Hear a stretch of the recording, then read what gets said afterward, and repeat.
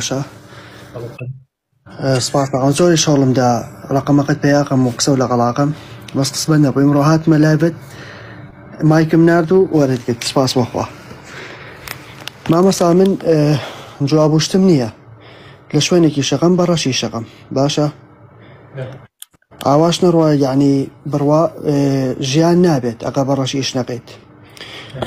لە دوکانێکی شەقەم مەشروبی شتیایە ئایا تا چەندێک گوناحبارە بم دوکانەکە چییە؟ یعنی مۆڵی گەورەیە؟ دوکانێکی بچووکە مارکێتە سۆپەر مارکێتە جگەرەشی تایە و مەشروبیشی تایە ئیشەکەت حرامە براکەم خۆ تۆ مەشروبەکە دەیتە کابرایکەیتە ناو زەرفەوە بووی بەڵێ بەڵێ لەسەر دەغیلم ئەی برا حرامە وەڵڵا ئیشەکەت حرامە تۆ نوێژەکەی مامەسا من ڕاستیەکەی پێشتر نوێژ مەکرد ئێستا نوێژ ناکەم براکەم بەوە کافر نابی کە مەشروبە فرۆشی تۆوانە بەڵام بە نوێژ نەکردنەکەت کافرە بیت بەڵێ یعنی تۆ ئێستا حالیە نەزانی چێ ئێستا حالیەن تۆ ینی غەرق بوویتە خنکاویت چۆن گەنجێ لە ئیژەیە ئاخنکێوی تر ئاسەواری دیار نامێنێت ئێستا حالیەن تۆ غەرقی گوناه بوویتە جارێن مەسەلەی کوفر زاڵە بەسەر تایترەوە تەدمیرتی کردو وێرانتی کردووە لەو لاشۆ سرت لە مەشروب و جگەرەوە دەرکردووە بەڵێ مامەسا من زۆر متابعی وتارەکانی تۆ مامەسا عینی شەکەم عیزەتی شەکەم باشە زۆر یعنی زۆر متابعەتانەکەم و زۆر گوێشتان لێگرم بەڵام مامەسا پێش 2 هەفتە لەمەوە پێش دەستم کرد بە نوێش باشە زۆر بە تامەزرۆ چوون نوێژم کردووانە مامەسا دیسانەوە دەستم هەڵگرتەوەلی سەبەب چییە مامەسا؟ پێت بڵێم یەکەم سەبەب ئیشەکەت حرامە بەڵێ حرامش ڕێگریەکە لە تەخوا و لە عیبادەت و لە نوێش بۆیە تۆ لە ناو مەشروبای دیترەوە الخەبائیثە کە یەکێکە لە کەبائیرەکان والعیاذ بالله و ئەشی فرۆشی چکە پێغەمبەری خوا صلی الله علیه وسلم فەرمیێ لعن الله الخمر خوای گەورە نعلەتی لە خەمر کردووە لە مەشروب و عەرەق کردووە نەفرەتی کردووە وەشاریبەها ئەوەی ئەیخوا وەحامیلەها ئەوەی هەڵی ئەگرێت و ئەوەی ئەیفرۆشێت ئەوەی بۆی ئەهێنێ ئەوەی ئەیوشێت ئەوەی خەزنی ئەکات تا ئەوەی کەوا بەشدارە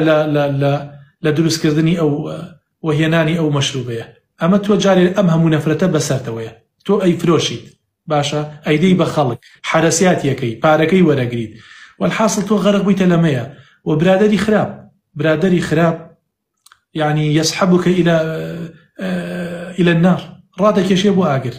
تا ئەوەی بەڕاستی فعلا ئاگرەبینی بە چای خۆت برادەری خراپ سەرەتانە لە ژیانی هەر کەسێکا بێت تەدمیرێکات تۆ وەرە بزان تۆ ئیشەکەت بگۆڕەوە بە ئیشێکی حەڵاڵ کاکە بڕۆ غەسلکە سنانمدا لەو ئیشە ئەڕۆم جادە پاکەمەوە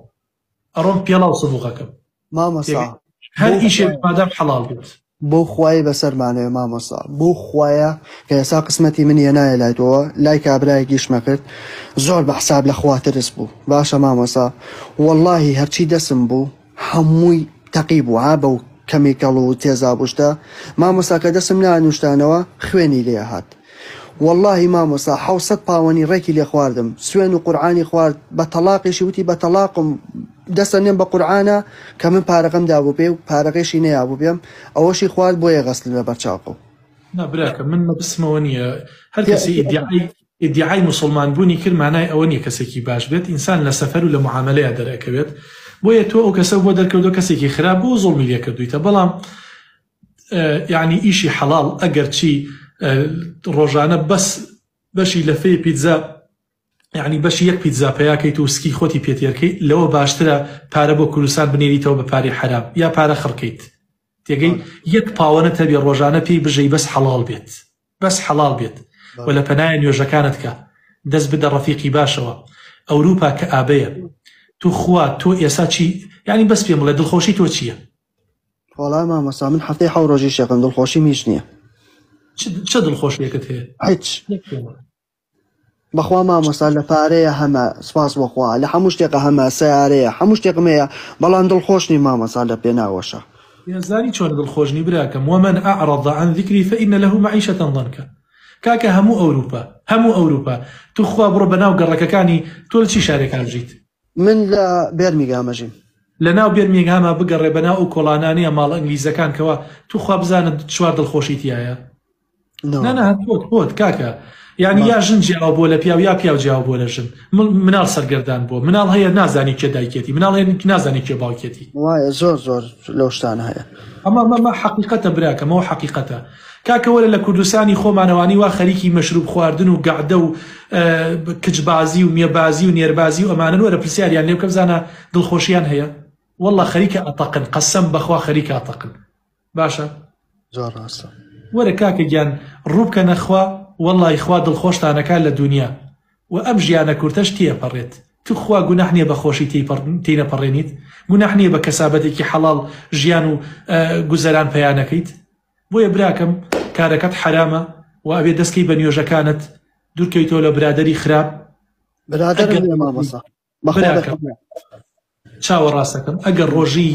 یەک پاوەنێکت هەبێ بەس حەڵاڵ بێت ئەوەت بۆ باشترە لە دنیا و لە قیامەتیش